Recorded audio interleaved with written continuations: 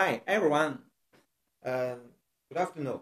Today, Mr. Moy and I will have a conversation, and we will discuss about how to learn foreign language and how to develop international translation market.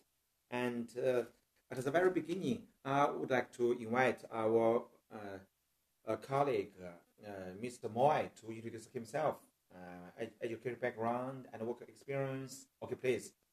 Okay, so I've worked in the publishing and translation 2008, around the time of the Olympics.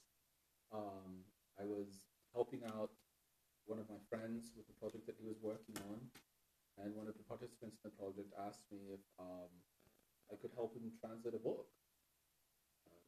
I speak English. So I said, yeah, what book? And he said, it's, Dream of Red Chamber. So, yeah, I can handle that. So I did.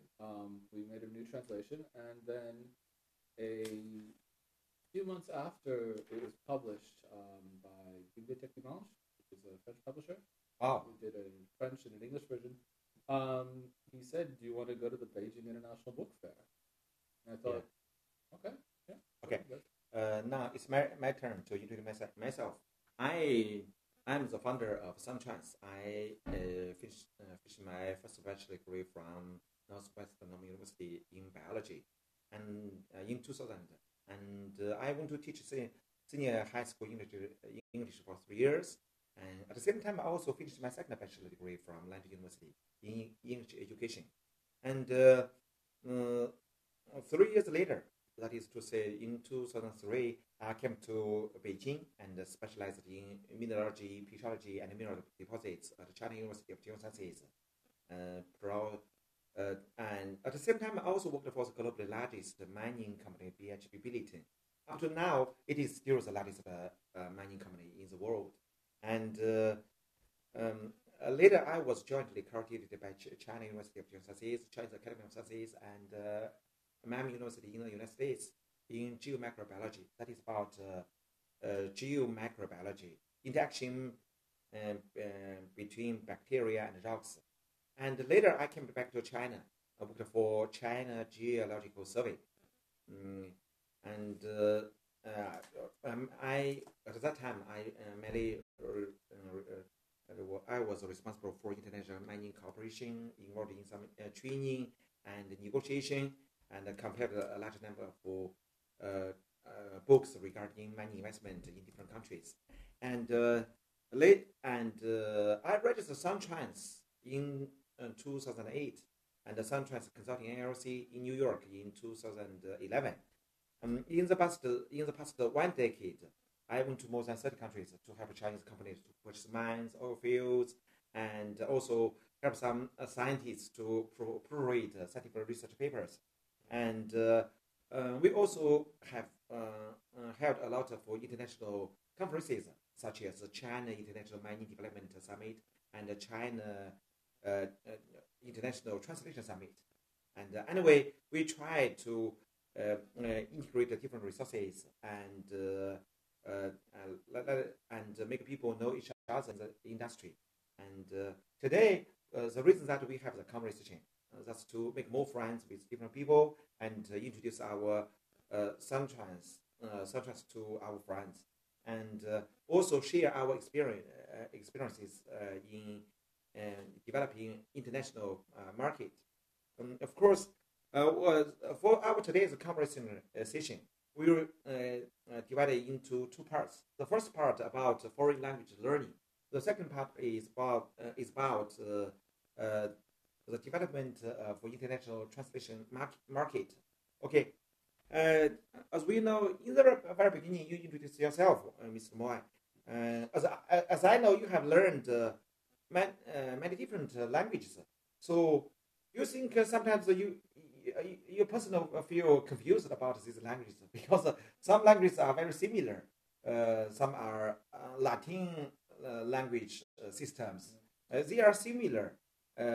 French and English, Italian, and Spanish. Some words may be very similar. Do you think these words will make you confused? Okay, in this place. Not really. I would say that this is a common problem that people experience when they're first starting out. But the more that you get used to speaking multiple languages, the less of a problem it is. So I do get this question from a lot of people who are trying to learn multiple languages. I would say that for people who do face this problem, Yeah. one of the best pieces of advice that I could give is you got to slow down. So something like, a lot of the time I would say the more that you're aware of the problem, the less of a problem it is. So like something like Swedish, Norwegian, and Danish are very close. But in Danish and Norwegian, wow means nice. But in Swedish, wow means weird. Even though they're very closely related. But the fact that somebody brings that up makes it easy to remember. But that is actually something that one of my professors of Danish told me when I was in university. Yeah. He said some people think, oh, okay, if I'm going to learn Danish, right, I'll learn Danish and Swedish at the same time, right? Yeah. No, slow down, right? Because he says, learn one very well first, and then the second one will be very easy. But if you're mixing them together as you learn, you're going too fast. You got to slow down, and then it'll be easier. Okay. And the second question, that is, at least for most Chinese people, we spend 10 years or 20 years to learn one language. We still don't think we are very good at it. But you can speak so many different languages. And about the methodology of foreign language learning, I'm trying to discuss some questions. Some questions. When I was young, I was educated in English class. That is, firstly, learn a lot of grammars and remember some words. And later, a lot of people become mute English speaker, mute English learners. They can read English. They understand the meaning of the words, but they don't. But they couldn't listen clearly. They couldn't understand native speakers, and they cannot speak oral English. So, what's the reason for these language learning beginners? For these beginners, would you like to give some suggestions how to avoid such a kind of situation, or some tricks? Okay, please. Okay. I'd say you need to be proactive. You need to explore what it is that works for you. For instance, I never really did flashcards, but for some people that works very well. I had a friend who actually lived in this area, and he was doing a degree in Chinese at a local university. He was a foreigner, and he did not like it. He's like, I'm not interested in learning Chinese. I hate studying languages. I just want to get a good job. But he did find that while reading the flashcards, while reading the textbook was very boring for him, he just did flashcards. So he had a commute, and when he was on the subway or on the bus going to school, he just goes to the flashcards. He didn't like that either, but he could do it, and it worked for him. He was good at flashcards. So what works for somebody else maybe, doesn't work for you. I had another friend who was trying to learn French and English at the same time, and she was just not very good at it. And sometimes you just have to accept, maybe you're just not very good at this. But if you really want it, you can try extra. And I gave her a book. There's an Oxford Illustrated Dictionary of English and Chinese that has pictures. Okay. It has all kinds of diagrams. And she was obsessed with video games. She was always playing like League of Legends, World of Warcraft. I told her, when you're waiting for a map to load, just leave the dictionary on your table and just look through it. Just look at it for 15 page seconds. By page. just open to any page and look. And that actually worked quite well for her. I remember after maybe, 2 or 3 months of doing this, I needed flyers. And I asked my friend, can you go to the tool cabinet and get flyers? And she says, oh, I know that, Qianzi, right? I was like, yeah. She's like, how do I know that? I was like, because you're going through the book. So you need to find your own things, but I'd say the most important part is that if you're just starting out, you need consistency. You should be doing a little, even if it's just 15 minutes every day. An hour a day is good, but 15 minutes a day is good. And if you just really aren't that into it, try to fit it into your free time. Even if, like, you can make flashcards, and if you live in a tall building, you say, the only time I look at flashcards is when I'm waiting for the lift to come. I press the button, and I flip through them for 2 or 3 minutes. Okay. That's enough. Yes. Okay. I would like to take two examples. One is about myself. The other about one friend in Uganda, in Africa. Because in the past 1 decade, I have been in more than 30 countries.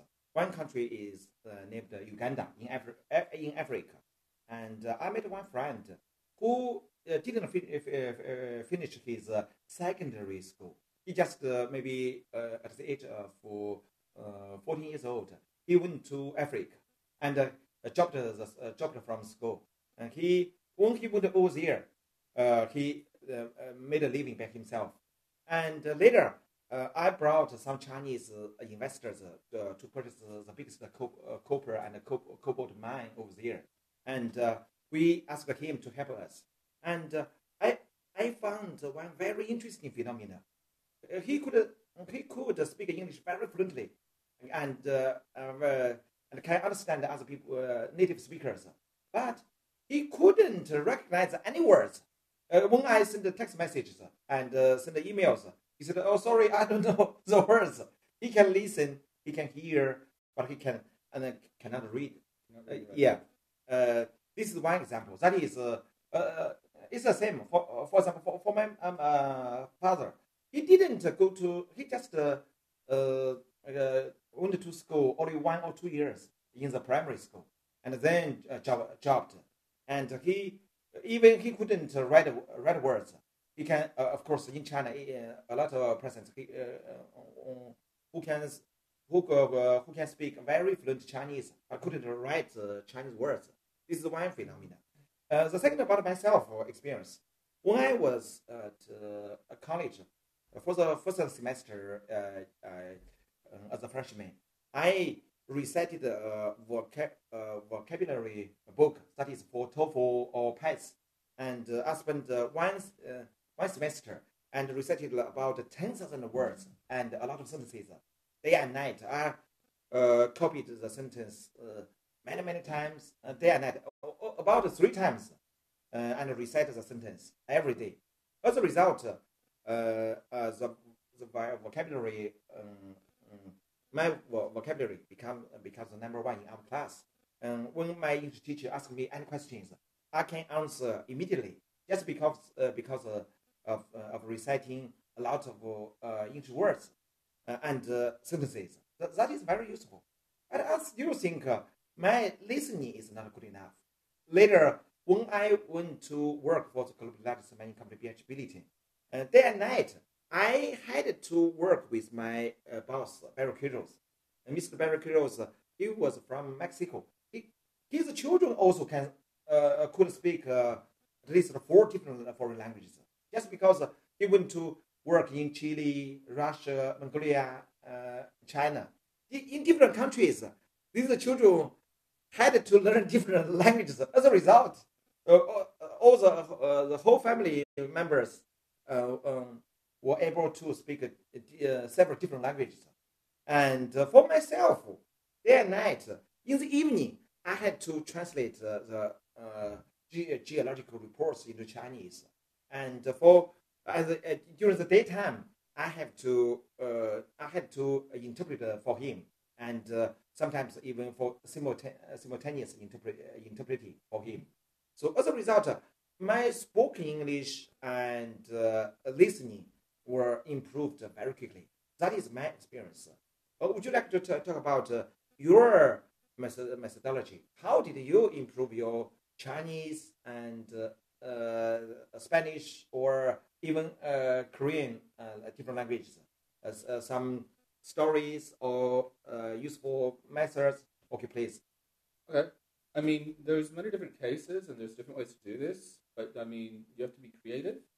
Yeah. So an example that's not actually of me, but that's like something that I find rather clever is I know a girl. A Chinese girl. She's a Chinese girl, and she was not good at studying. And for some reason, foreigners seem to think that she's very pretty. And her family has money. She didn't need money. So she went to an English language school, and she told them that she wanted to work there. And they said, well, you have fancy bag, fancy clothes. We can't pay you that much money. Maybe if this is a number of years ago, but even when maybe like you mean you pay for her or no. I met her much after this. It's just pay by herself. She had a smart idea. Okay. She said, I don't want to pay to work here. I want to work here. I don't want to pay to study. Okay. I want to work here and I want to study. And they said, we can only give you like 4,000 RMB a month. Yeah. And she said, whatever. I don't need the money. And then she worked there. So she had any desire, ambition to... She had ambition, but she was a bad student. Bad student? She didn't want to read a textbook or something, right? So she went to school and she worked there. And she just spent all her time chatting with the foreign teachers. So she didn't pay anything. Wow. And she got paid a little money. No wonder. She said the money they paid her wasn't even enough to cover her taxi.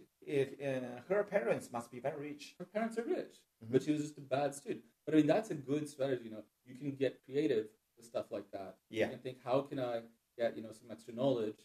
So if you go slowly, you can actually learn a lot without much effort. I met somebody. This is many years ago. But the dialect of Wenzhou is quite hard to understand, right? Okay. Wenzhouhua, right? Yeah. And so this was in the Netherlands in the 1980s. And this guy lived down the street from a Chinese restaurant. Yeah. And he started going there, and he went there for many years, like 15 years. Yeah. And he starts slowly speaking with them, and they're like, yeah, we should teach you Chinese. They didn't pay them. He just went to eat. And then finally, sometime in the middle of the 90s, he went to China. Yeah. And he gets off the plane and he starts speaking Chinese with people. No one understands. No one has any idea what he's saying. And he's like, oh man, like, what's happening here? And finally, after he'd been here for 2 or 3 days, he actually runs into somebody and he says something to the guy. And he's like, oh yeah, hey, what's up? He's like, oh, wow, this guy understands me. And similar stories happening on a lot of people. For example, when I was studying in the United States in Miami University, one schoolmate asked me. One day he told me, okay, he felt very sad. I asked what happened to him. He said, okay, I don't have real friends just because later I know his father was very rich or very top leader in China, and he had a lot of money, and he one day he found the reason that these friends always he was surrounded by all of these friends just because he can pay the banquet for everything. That's why these friends always stayed with him together, and so he felt lonely, and his English is was not very fluent.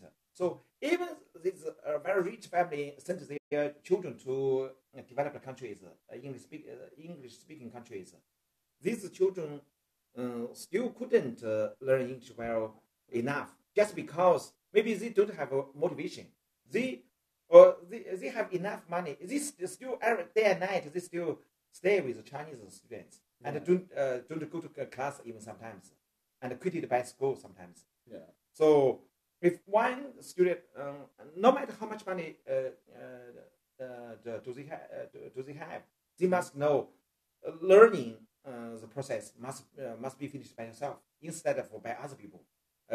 It has nothing to do with your family background or money or something else. You must make effort. Yes, make effort by yourself. I saw something like that similar happen. I wasn't there for it, but my friend told me about it. Is that a friend of one of my friends. My friend was he was studying abroad in the United States. Yeah. And then the guy that was living with him was like, like a real like American dude, like skateboards and, cool. And he was half Japanese. So this guy spoke Japanese. And my friend was coming back to Hong Kong for the summer. So he needed to sublet his room out. And this guy somehow, through one of his mother's friends, he found some guy, a Japanese guy from Japan. We're all like 21, 22. But this guy shows up in a suit with a briefcase and his hair is very formal, nice, very polite. And courtesy. he had like a notebook with all these plans, right? I want to go to Washington. I want to go to Disneyland. I want to go to Florida. I want to see this, that, right? But so my friend comes back to Hong Kong, and we didn't know any of this until we got it explained when my friend went back to the USA later. Is that he comes back to the USA, and this Japanese guy now, his like hair is all messed up. He's wearing like a shirt with no sleeves. He's like, yeah, what's up, man? And like his English got really good, right? Oh. And apparently what happened is after he'd been there for 2 or 3 days, he told the American guy, he's like, I want to be cool. I want to learn English and be cool. So this guy told him, he's like, okay, Washington, Disneyland, and forget all of that. Stay with me, and we'll just eat pizza and play video games, and we'll just sit on the couch all summer. And that's all they did. For 2 months, they didn't leave the house. They just sat there and chatted, but it actually means that the guy accomplished his goal. So he didn't see any of the tourist sites. His English got really good, and he became cool. So if you're willing to put in the time, right? And, vacation's a great time for that. Something like during Chinese New Year, right? Yeah. Not a lot of people have a lot to do. So, if you can find, and the thing is, you'll find if you have some foreign friends, right? Yeah. They probably don't have anywhere to go.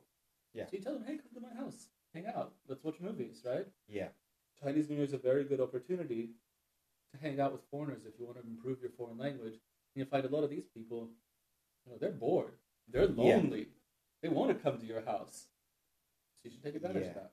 So, for most people, as an English learner, we must think about the motivation to drive you to study English. If your desire is very strong, your motivation is very strong, so maybe you can continuously learn English for many years, so that you can become very fluently English speakers. And one reason I think is that is driven by scholarship for me. When I was at college, as long as I got a very high scores and passed the City Band 4, City Band 6, then I would get I would be encouraged by schools and or got some prize. Yeah, you get direct benefits. Or went to pass TOEFL or GRE exams to go to study in the United States. That's why. The third reason, since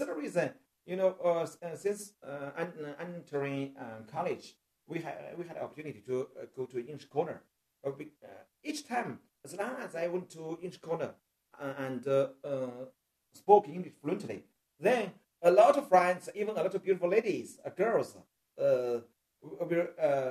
came to me, and I was surrounded by them. They will ask a lot of questions and make friends with me. So, in some degree, such kind of admiration made me to work hard. That's the fourth reason. And so when some people nowadays in Beijing, Shanghai, Guangzhou, a lot of people have been working in international trade companies, or they have a lot of foreigners. They had to use English to communicate daily. Maybe they also need to learn English well enough, and that's a reason. In order to make money, they must do that. The sixth reason, motivation, that is the desire to learn more knowledge or to communicate with different people. If we want to, for example, if we are good at English, then we can browse different websites and search a lot of information in different languages. as a result, that's not only language, also a kind of very powerful tool to make friends. So that is the reason. Here, would you like to list other motivations? Why, which force these people or drives these people to English learners to study hard? Do you have any other ideas about why do they need to study English so hard? A lot of the reasons you raised are quite common, right? Yes. Like I knew this one guy in I still know him, right? But he right after China opened up, at the start of opening up and reform, he's from Hangzhou, but he went to Chongqing University of Foreign Languages and studied French. I asked him one time, why did you study French? Why not English, right? He says, but there's also to chase beautiful girls. Exactly. One thing is, utility. It's useful. It can keep you safe. Things like I know a guy, right? Yeah. And he lived in China for like 16 years. English guy, right? He never learned Chinese. Now it was impressive that he could get so much stuff done. Mm-hmm. It would take him so long, right? I remember one time we were in Wenzhou together, and he needs to get some like a stapler, some tape, and like a ream of A4 paper. And I know that this is going to take him a while because he has to point at stuff, right? Yeah. So I tell him I'm going to go get an ice cream. I'll be right back, right? So I go get an ice cream. I take a walk. I come back. It's been like 5-10 minutes. He's still not done, right? 我学个丁数机一些胶带，还有一个就是一大 A4, right? Yes. Boom! 5 seconds, done, right? And that's kind of when he started to learn Chinese. That's when it was like, that was so easy. Good example. Like, yeah, very interesting. And especially, in things like emergency situations. Last year, when the pandemic was starting, I was taking a flight back from Hong Kong, and we got rerouted. We had to stop. I don't even remember the city. It was somewhere very small, and there were some really old people in the plane who did not speak Mandarin at all. And the flight attendants, it was a Chinese airline, not a Hong Kong airline. They couldn't speak Cantonese, and so I kind of sorted them out. Yeah. But there was one guy from like Guatemala or Ecuador and stuff. He was totally lost. He had no idea because they're making announcements of telling you need to fill out these forms, you need to put on your face mask and all this stuff, and everybody starts moving around. Yeah. And he's just looking around like, like, you should have learned English or Chinese, man. So I helped him. I speak Spanish, but it's one of those things. Language can be a kind of insurance. Yeah. You don't think you need it until when you really need it, and then you really need it. Yeah. I can tell you when my son is very interesting. One day, my son Gary asked me one question.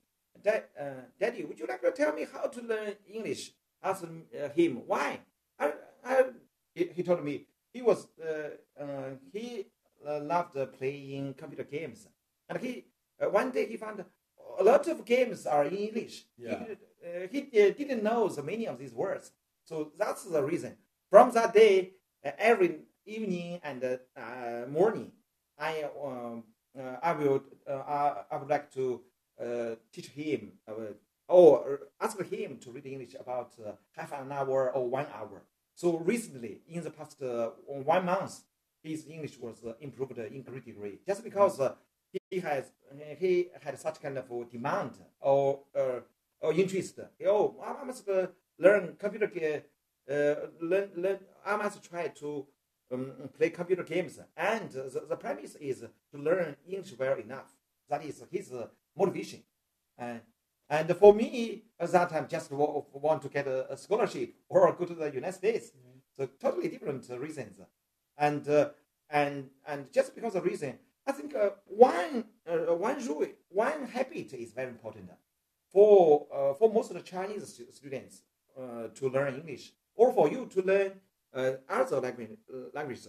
My experience is to read read or recite the English words loudly, at least half an hour or 1 hour and daily. Almost every day, if we continue to do that, the habit, the reason that we form the habit, just because we need to, our tongue and our mouth and the muscle need to adapt to such kind of pronunciation.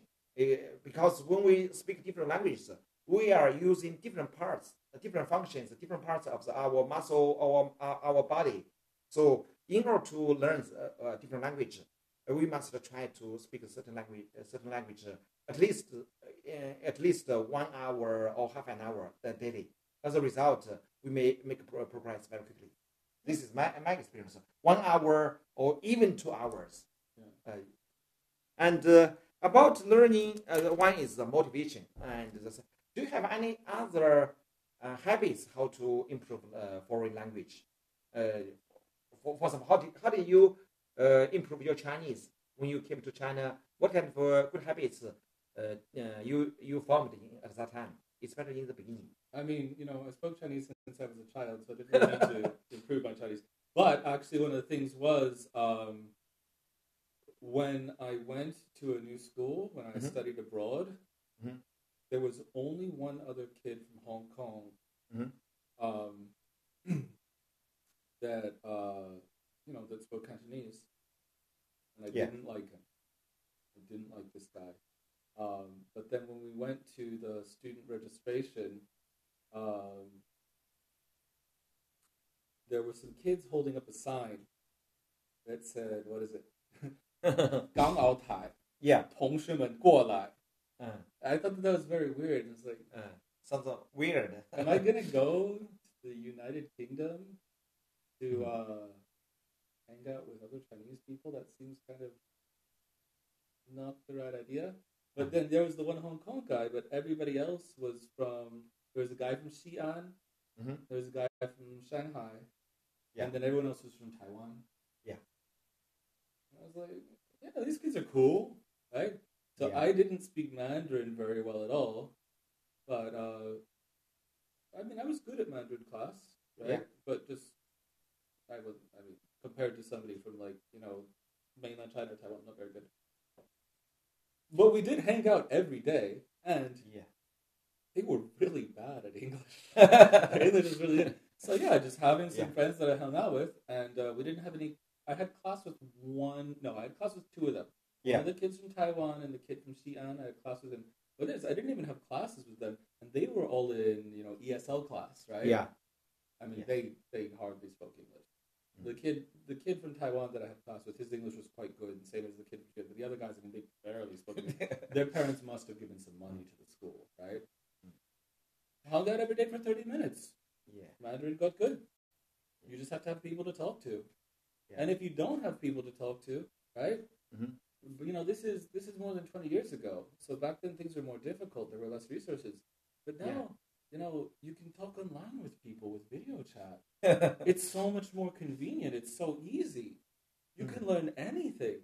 So if you want to get some practice, if you really want to get something in, there's all kinds of platforms and stuff. You have language sites, there's language learning sites like Duolingo. Yeah. But if you're actually getting quite good, if you're more than a beginner, if you're intermediate or advanced, right? Yeah. Verso is a very good resource. Abla is a very good resource. Dict.cc, iGo Translate, Google Translate. I didn't have these things back then. These are really good tools. Excellent tools. Yeah.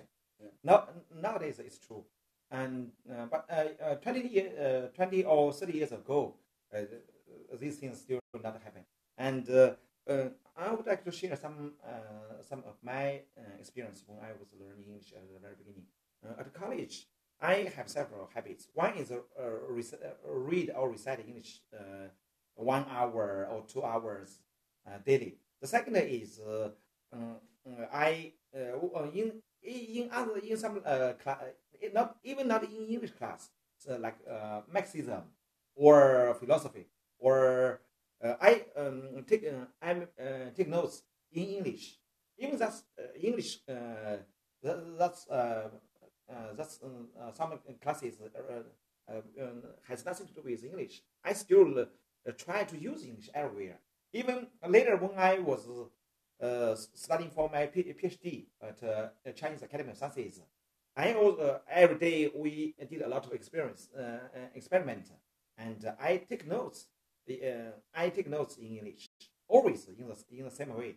And the third habit, that is at college, I went to the library very frequently because there are a lot of English journals or magazines or newspapers, for example, Chinese literature in English. And I read these stories, very, very interesting. And sometimes I went to the library, 3 hours, 4 hours will pass very quickly. I didn't notice all the librarian told me, okay, it's time to close the door. Just get away. And here, I mean, just immerse ourselves into language learning environment. As a result, we will learn the language very quickly. That is form the habit to use it, no matter we try to use the language to read or recite or to even make friends. I make several friends with some students from foreign language college because I studied biology at that time. I made friends with them, and we had some rules like this. Okay, when we met each other, we just speak English, and if someone speak Chinese, then tonight you must pay the bill for tonight meal. And as a result, we always speak English. And we became very good friends and improve English very quickly. That is the fourth habit. And even I keep a diary. I also use English. Gradually, my English is improved very quickly. And that's some habits. And of course, another reason that is another habit is improve our Chinese. I'm Chinese native speaker, but later one day I found one skill is very important. We spend so much time in learning foreign language, but how to use some idioms, some sayings, because China has a long history. There are a lot of sayings or idioms which are very short and concisely describe a certain situation or some methods, 刻舟求剑, or some very short words, but can describe a certain situation, or 守株待兔. These words are very short, but for all of these Chinese people, they can use these idioms to describe a certain thing. Very quickly, people can understand it. So, as foreign language learners, we must also learn our native language. Otherwise, maybe one day, if we are trying to act as translators, we find we know the meaning, but you don't know how to use how to describe it in your native language. It's a problem. So learning Chinese is also very important. Yes, you have to be familiar with your native language, and having a situation in which you can interact with other people in another language is quite important. Maybe it's not so common anymore, but yes, when I was in university, English Corner was a big thing. You have to use the resources which are available to you. It's good to practice. Another good way is, something like play games. Yeah. So when I was in my undergraduate education, we'd play a game. It was like a drinking game.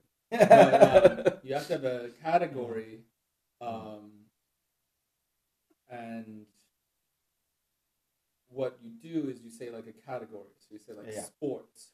And if you pause, you lose, and you must drink a little glass of alcohol. So you say, okay, sports. You say, okay, badminton, tennis, football, cricket, right? But then if somebody pauses, you lost, right? It's good to drill vocabulary. Yeah. And one of my friends actually started playing it with her friends, and they really liked it.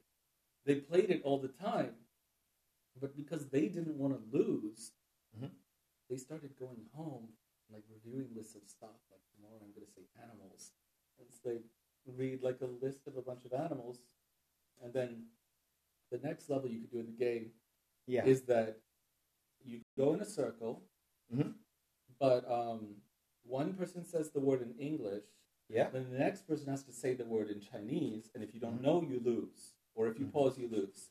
So they say tiger, and then you say 老虎, lion, 狮子, right? And you go around the circle, and because they didn't want to lose, they got crazy about this.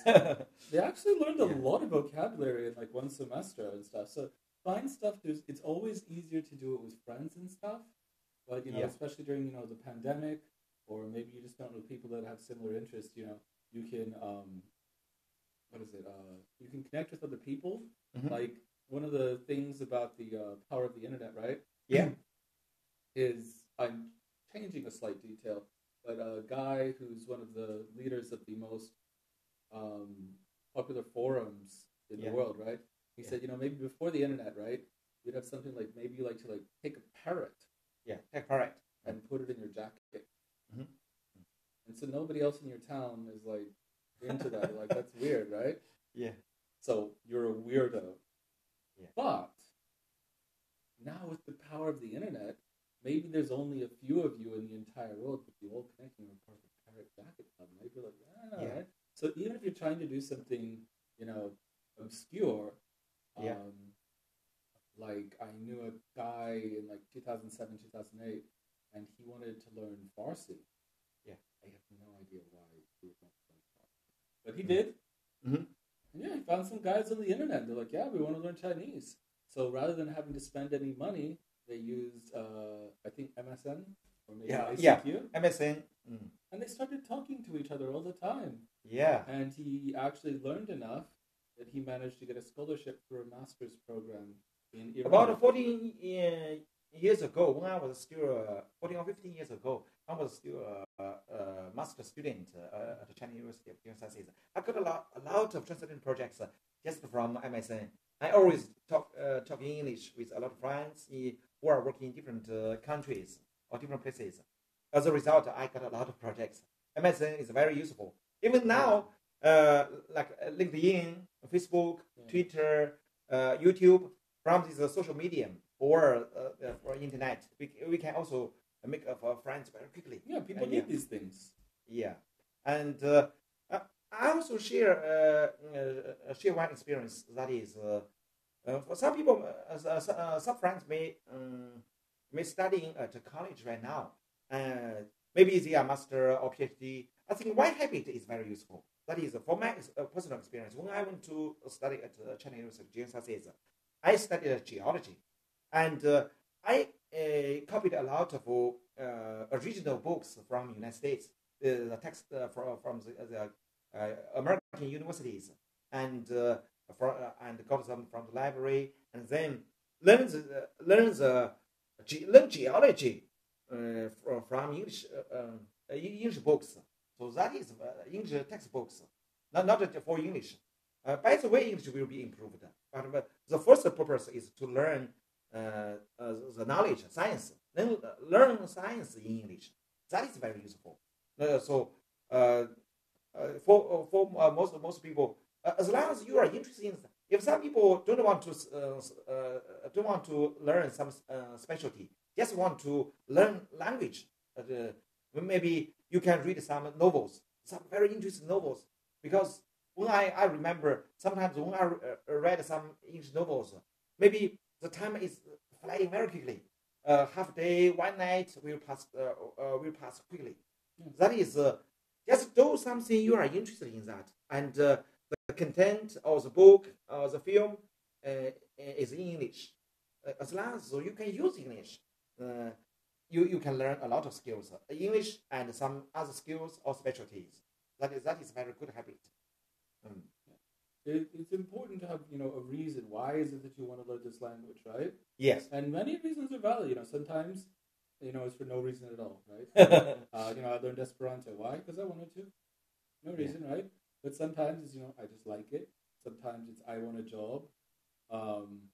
But yeah, it's good. And if you have, a reason, a motivation, one of my friends from Xi'an also, she was interested in salsa dancing.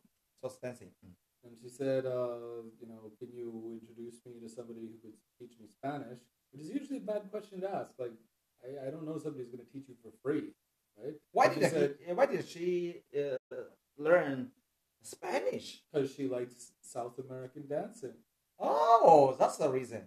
The lyrics in Spanish. So she is trying to know the lyrics in Spanish. I introduced her to a guy, and he wanted to make his ex-girlfriend jealous. He broke up with his girlfriend. So he thinks if I bring around a pretty girl, she'll be jealous. Well, she was jealous, and he did teach her Spanish for free, and they learned dancing together, so he always had a pretty partner at the class. So, very good job, right? Everything worked out. And, her Spanish isn't good, but it's okay. It's okay. She can introduce herself, ask you how you're doing and stuff. So the guy got what he wanted, make his girlfriend jealous, and she got what she wanted, free Spanish lessons. So we must prudently think about our motivation and the reason why we should learn English and the passion. Because the reason will and the motivation will decide you can keep it for a long time in the long run or just a short time. That's very important. If some reason is very short, maybe you will lose the interest very quickly. So the motivation is very important. Yeah, and about language learning, I think nowadays some people say language about the how to get for translation industry, how to develop market. Would you like to talk about your experience? How to get projects to translate or in need of translation? Okay. So I would say the number one caveat that I'd give, don't try to convince people. If people don't think that translation is important, you're not going to convince them that it's important. But for people who know that they need something, right? Yeah. Like I said about, earlier when I went to, Wenzhou, I'm with my friend, takes him 5-10 minutes and he can't even buy, some tape, a stapler, paper, right? Yeah. And people see the value like, oh, that was a lot easier. You can't convince people of that. They have to see that themselves. Yeah. But if you want projects,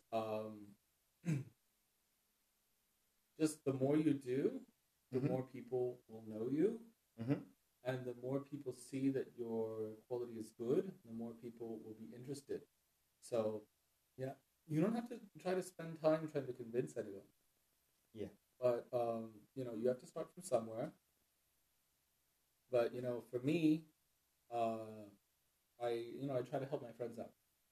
Yeah. So sometimes, I'll have a book and let's say it's, 120,000 characters, right? So for me, that's about a 1-month project, 1-2-month project, right? I'll tell my friends, would you like to help out?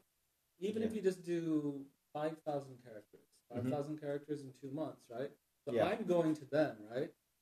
Yeah. But, I've actually known some people who are very good where I tell them, yeah, actually, I have a lot of work recently. So this is 120,000 characters, 60 me, 60 you.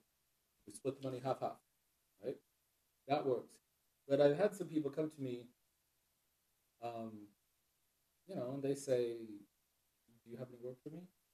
And I say, I've got this project, Yeah. But sometimes, not everybody is good at everything, right? Yeah.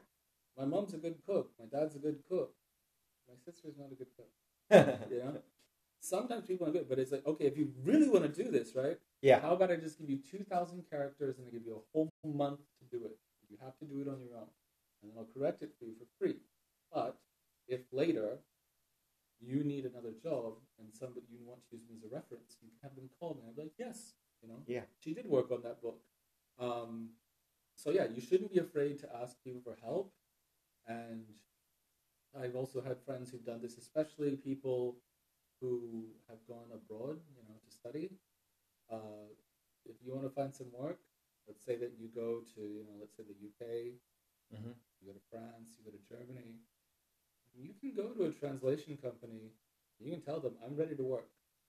Yeah. I'm ready to work, and if you got something for me, maybe I can't do that much work, but the more you do, the better you'll get, and the more you do, the more people will trust you, and a lot of it is about trust. If you go and you say, I am ready to translate stuff for you guys, just give me a little bit. Yeah. And if you do a little bit, and they see that it's good, or, sometimes not everybody wants it to be good. Sometimes they just want it to be okay. Right? Yeah. Sometimes they will just give you a project where they say, this isn't really important. It's just, they just want to know what it means, right? Sometimes I get short requests like that, especially for languages that I don't speak, maybe some like smaller languages. Some guy just sends me like a screenshot. Yeah. Like, I'll just find out what is it that you're looking for. But if you're reliable, right? And more people will trust you and give you more tasks. People will trust you, more people will give you more tasks. And the most important thing is that you talk to people. Yeah. And when I have friends that ask me, like, maybe they want to get more work as a linguistic professional or some stuff, right? Yeah. Same thing with, I say, like, I had that friend, right? Just reads the dictionary, but only on the toilet, right? Okay. So join WeChat groups, join QQ groups, and just when you're on your phone, when you're waiting for the lift, just see what people are posting. Yeah. And you find all kinds of, weird over. And I was paid the reason why I should organize the team, and it inspired me a lot. So even for translation, for example, you are English native speaker and Chinese also native speaker, but you didn't learn the specialty for geology science. So maybe sometimes for some certain special terms, you need to discuss certain experience with background for geology.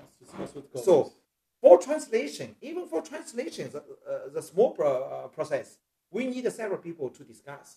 We cannot say, oh, you are an everyone, you know everything. It's impossible. We must make sure to try to connect a lot of friends to do certain things. And maybe in our Suntrans company, some people are good at marketing. They every day they post a lot of WeChat public articles. Some people may to promote our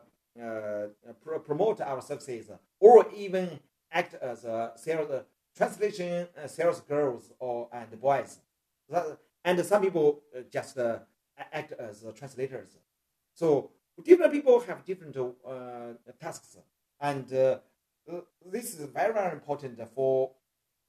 From now on, freelancer is not easy. Freelancer sometimes you have a lot of work to do day and night, because as long as you promise you will finish the task in at a certain deadline, you must finish that by a certain deadline. If you couldn't finish that, maybe next time he will not give you any task. Yeah. And so you have to work hard without the dinner. That's very terrible. Sometimes even 2 weeks or 3 weeks, you have no any single work. Yeah. You sleep day and night. That's terrible. Also terrible. Sometimes you feel stuffed. Sometimes you feel starved, hungry to die. Yeah, just starved. You just starved. That's terrible. Packed, yeah. But for the one company, so many costs stable and like a buffer. You don't feel sometimes no any single coin. Sometimes a lot of money. So teamwork is very important. We must recognize, try to become strong enough to organize a lot of people. Sometimes if you make a lot of money, you can.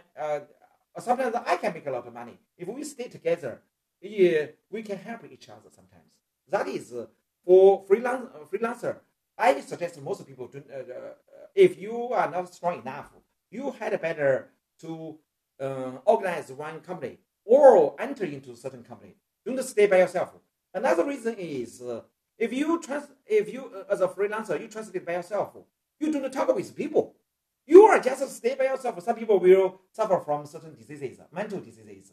Maybe they feel lonely or depression. A lot of translators suffer from depression just because they have no opportunity or no person to communicate. Just stay with himself on the earth, feel so lonely. Actually, if you come to the office, you are talking with people. You feel sometimes you feel a kind of a sense of relief or a sense of achievement. That is very useful. Even for myself, when I teach other people or communicate with some people, I feel very comfortable. If I just stay by myself, sometimes okay. If the holidays keep 2, 3, or 4 days, I feel painful because I have a lot of ideas. No one can listen to me, or I want to guide some people to do some work, but no one by the side of me. So the best way is to work or to stay with a lot of people, even go to play with a lot of people. People are social animals. We must stay with people and feel we are useful, a sense of achievement. For example, today we are making live stream program. We are helping friends to know how to learn foreign languages, or how we are sharing our experience. We are useful or helpful to this audience. That is our sense of achievement.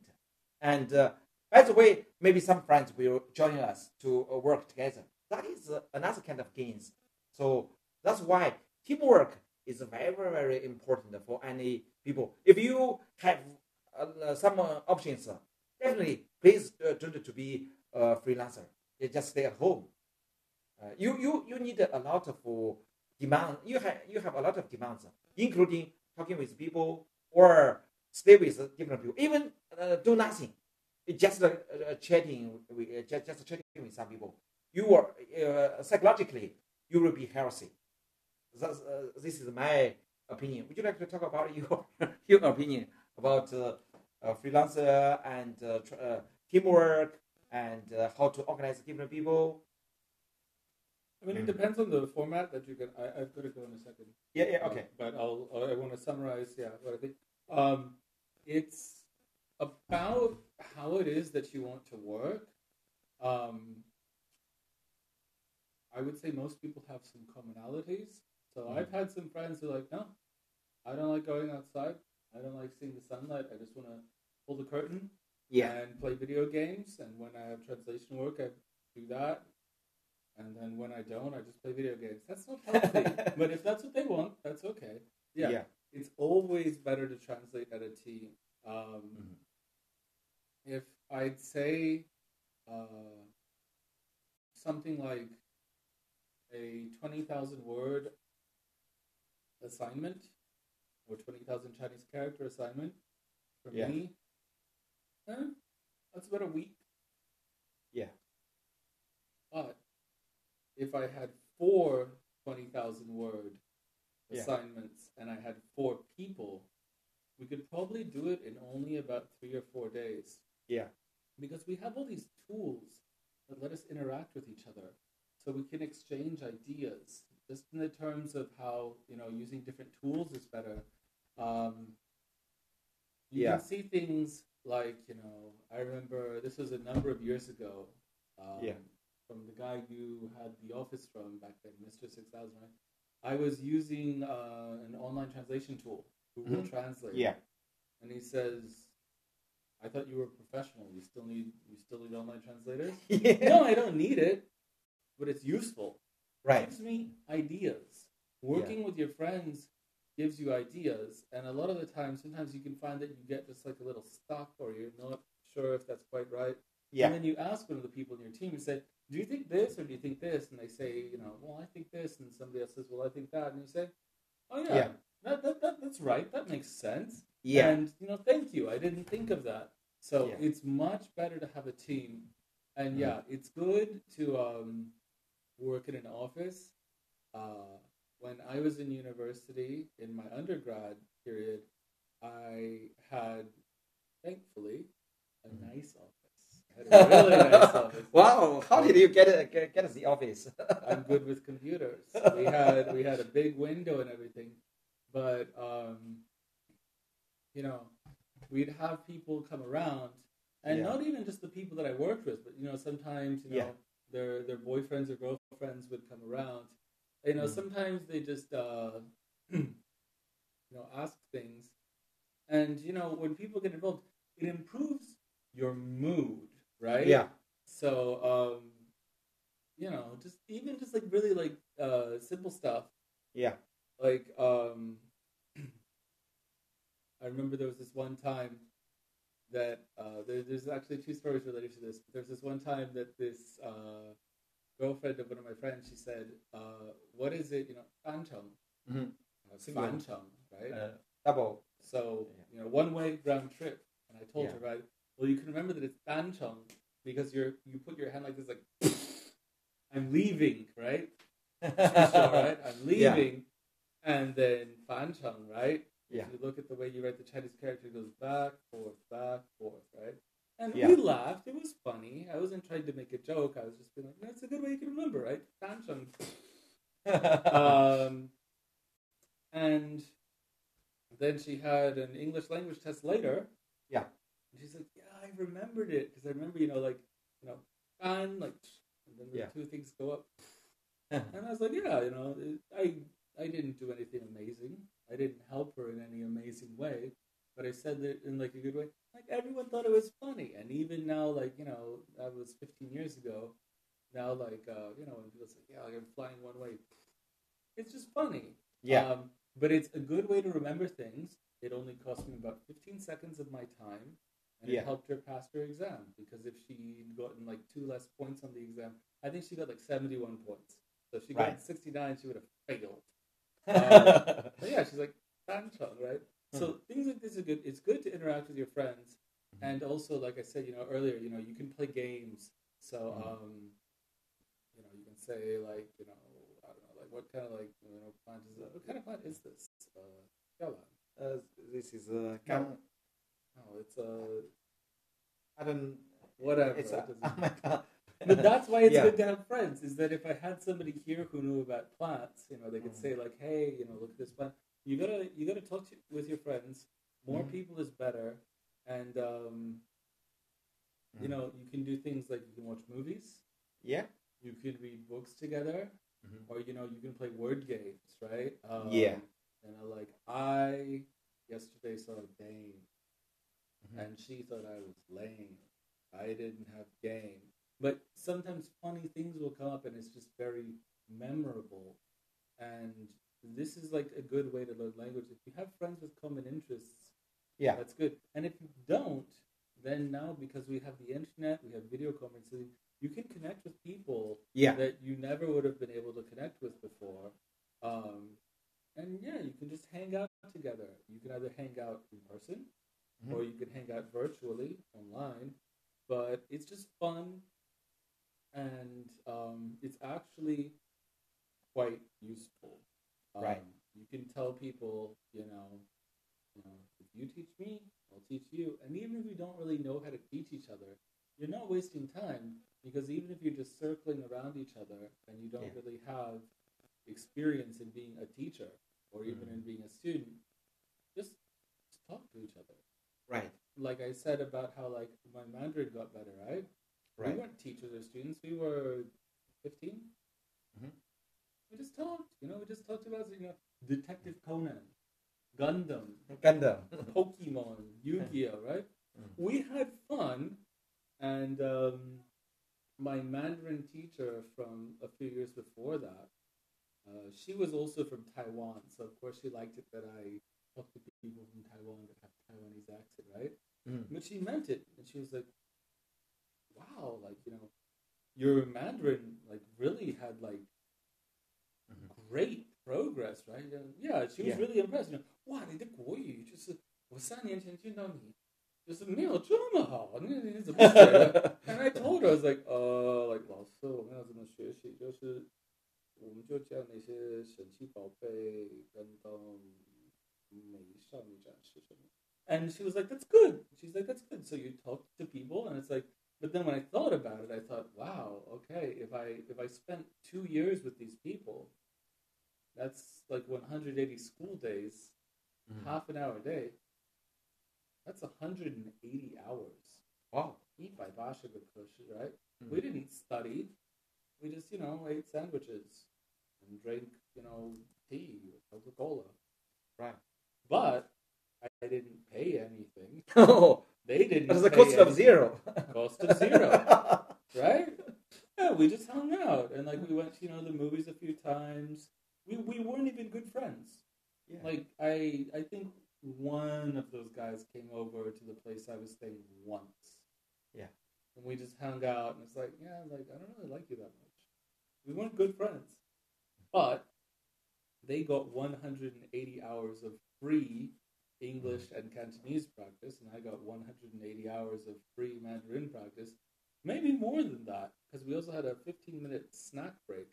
Okay, so more than 200 hours. Yeah. I didn't spend any money. They didn't spend any money. And then... you two got a lot of knowledge or we just skills. got a lot of knowledge. We just talked about anything. Just anything random, right? Cartoons, games, toys. Really? Yeah, we just talked freely. But the fact that we were together every day was actually really important. And yeah, they learned a bunch of stuff. So that was very beneficial. And if you can't do that in person right now, just find some people online. There's a lot of people online, A lot of people want to learn Chinese. Yeah. By the way, ask one phenomenon or one data. That is, I have been in Hong Kong several times. And would you like to talk about, some people are very good at Chinese. Some people maybe not fully understand what you are talking. And how about the percentage? How many people nowadays? Maybe it has changed a lot since 1997. Okay, so this is the way. I am from the generation that is the most trilingual, right? Yeah. Cantonese, Mandarin, and English, right? So there's a meme, a funny picture, which is 70后, right? People born in the 1970s, right? 70后. 70后只会说粤语和英语，可以 OT， 可以加班，对吧？80后，80后，right? Us, right? You are 1980s, 1984? 85. Oh, 85. 粤语、国语、英语都没有问题，拒绝 OT。90后。OT, you mean overtime work? Overtime加 work. 班 right? Yeah. 90后就是国语很棒，还带卷舌 ，so they speak Mandarin very well.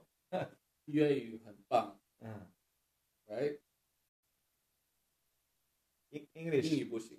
Oh, nowadays more and more people are not very good at English in Hong Kong. The people born in the 80s, right? They say they refuse to do overtime, 拒绝 OT. And then 90后 is 拒绝工作。Don't go to work. But yeah, if you think about Hong Kong, people that are born in maybe of my parents' generation, so if they're white collar, their English should be very good, and if they're blue collar, they at least understand the language of the field that they work in. So even if it's a very blue collar person, right? If you walk into, let's say, like a hardware store, I need a hammer, a chisel, a saw, all of the tools. I understand what you mean, right? If you get an electrician, right? I need you to connect a 16-amp circuit here and put it in a new plate. Cool.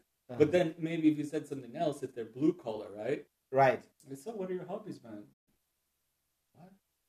They don't understand. They don't know the name. No idea. Of these tools. No, they know the name of the tools, but they don't know the name of everyday life stuff. It's not important, right? The only reason why they speak didn't English work. is for job.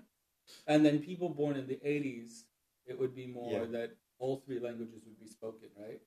Right. But then people born in the 90s and after, especially people who are like teenagers now, Shanghai students' English scores crossed Hong Kong students' English scores about 10 years ago. So right now, students in Shanghai speak English better than students in Hong Kong speak.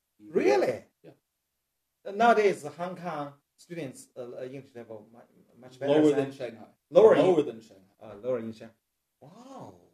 It's hard to imagine. And their Mandarin's really good. Really? Not nowadays. Yeah. Whereas, like, this guy that I knew, this was maybe Hong Kong in the 80s. Yeah. He went to Hong Kong on a business trip. Mm-hmm. You speak Mandarin. What they don't understand what you mean at all. They don't speak Mandarin. Oh. So somebody from Hong Kong who's maybe older than 60, maybe they speak some Mandarin. You just look at the political shift. But, the political shift decided a lot. China is important. Yeah. You got to speak Mandarin, right? Yeah. Whereas English is not so important anymore. If you want to be a translator, yes. But if it's just day-to-day life, no. But when we go to the hotel or go to the restaurant, everywhere, most people can speak English. No way. Maybe the restaurants that you go to. For young generation, maybe they don't speak. Like what they call, 破餐厅,小饭馆. Yeah. No. Like maybe they could say like, okay, chicken beef. That's it. So it's changed a lot. But you see a lot of those shifts. So like if you look at places in like maybe like the UK, you have a lot of Asian immigrants, India, Pakistan, Bangladesh, Sri Lanka, right? But most white English people would be like, when I went to Pakistan many times, I found some very interesting phenomena. That is, I want to visit the school, the primary school. All of the textbooks are in English. So, when we watch the TV, we found that only 2 channels are in English. Everything and else is most languages are still local languages. Yes. Well, so if we are trying to watch TV, no way. We couldn't understand. But the textbooks are all in, because it's a colony for UK, and all the people must speak English fluently. That is, it happened in Pakistan. Yeah. Well, the other thing is, the textbooks are in English because that means that you have enough money to send your child to a school with good textbooks. Yeah. Right? Another country is different. In Africa, Uganda. As I went to Uganda many times, and even set up one branch office over there. And when we watch the TV, some interesting stories. One is most channels are still in English, and a few channels are in Urdu language or some language else. And for this, and the TV programs are also different. And in Uganda, maybe from the movie or TV, you can show that some people believe in religion, but some people betrayed the religion.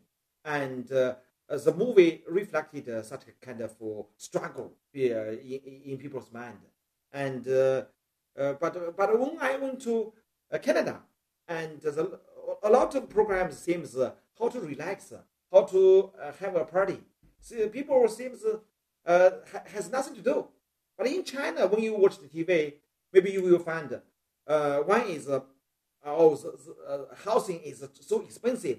We have no place to live. We must buy a house, or how to get some money, how to work hard, struggle day and night. Even Beijing, Shanghai, Guangzhou, in these cities, most people are still have no weekends. A lot of people are working very hard.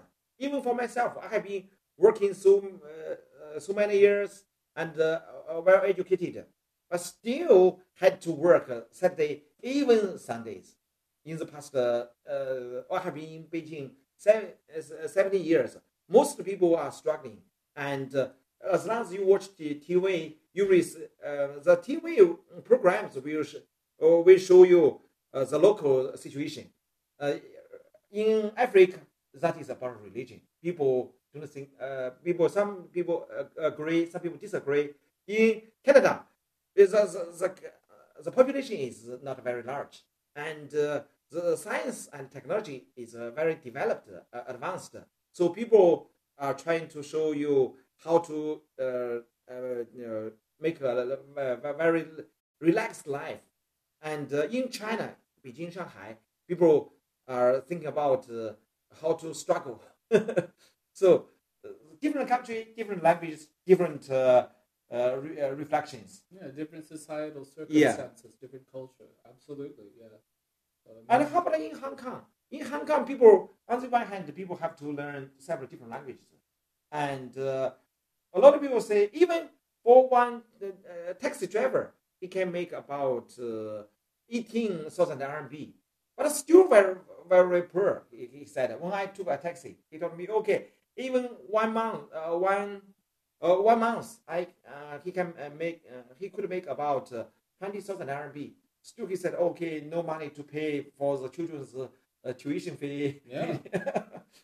Very, very poor. Well, unit costs are about 4 to 5 times what they are in the mainland. So, like a bottle like this, 30?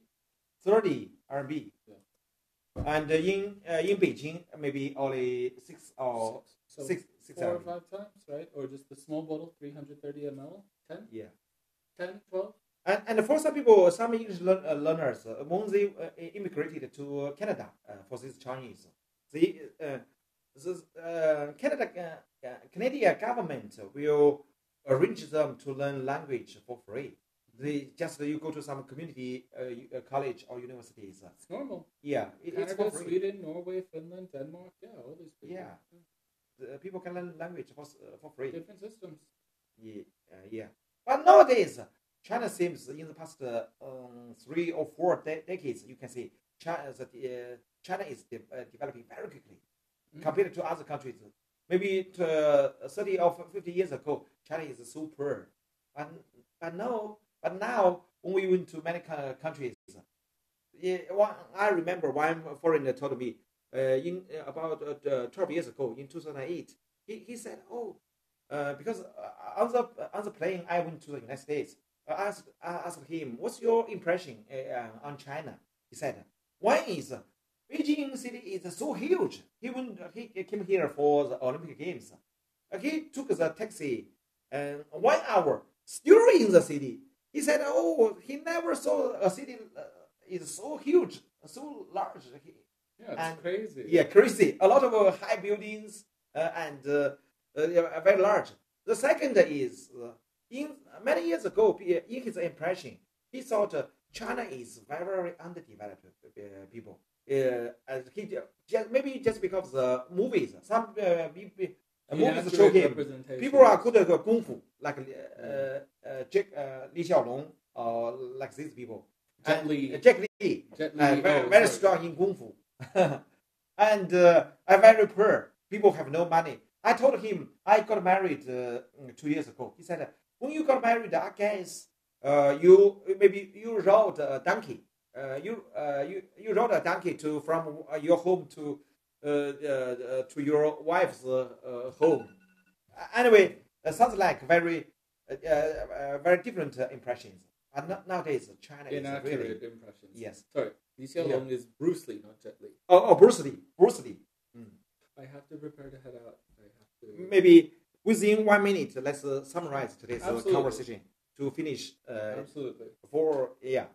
And okay, at the end of our today's program, would you like to summarize your ideas, maybe just a few sentences to our audience? Absolutely. I would say, I think we've detailed a number of things that show how it is that you can put together a language learning landscape. But the number one thing is that you have to remember is that there is no shortcuts. If there were some special way, if there were some secret, it wouldn't be a secret because everybody would have told you that. Yeah. So my advice, the way that I do it, is you should try to find a way to do your flashcards, or maybe to listen to some music or some films when you have other things going on, like you're waiting for the bus, you're waiting for the underground. And if you can't do that, well, then you can just do something like, as Dr.Lyu said, you can just use other time that you have, that everyone has. So something like when you're taking a shower, you can speak to yourself. If you look at something like the 70-some Taxi Driver with Robert De Niro, he talks to himself in the mirror, right? You know, he says, you know, are you talking to me? You must be talking to me because I don't see anybody else around here. So you must be talking to me. So if you're embarrassed about maybe speaking to yourself in front of friends or something, right? You can talk to yourself when you're taking a shower. Look in the mirror and talk to yourself and look at how you look and then think, what words do I need? Yeah. Okay, let me summarize. Appreciate you. One is, if you are really trying to learn foreign languages, the first thing is analyze the reason or the driven motivation why you need to learn a language. You must think about it carefully. The second is keep long-term study plan with passion and long-term. You must be really interested in that and keep persistent for a long time. And the third point, that is you had better to establish one team or enter into join certain team instead of just act as a freelancer. As a freelancer, your capabilities are very limited. My connection. Let me tell you my the way to connect me. My mobile phone is 13401184546，邮箱是11272035572，QQ 邮箱。If you really want to keep in touch with me, you can leave a message here. And I also, when you watch the program, 11272035772 at qq.com. This is my email. And also send my mobile phone 13401184546 13410. Okay. Sorry. 13401184546. You can keep in touch with us and connect us. If you want to join Suntrans, and also you are welcome, and send an email or at our WeChat. Okay, so much for today's program. Let's do it next time. Thank you so much. Okay, thank you. Thank you very much. Thank you. Okay.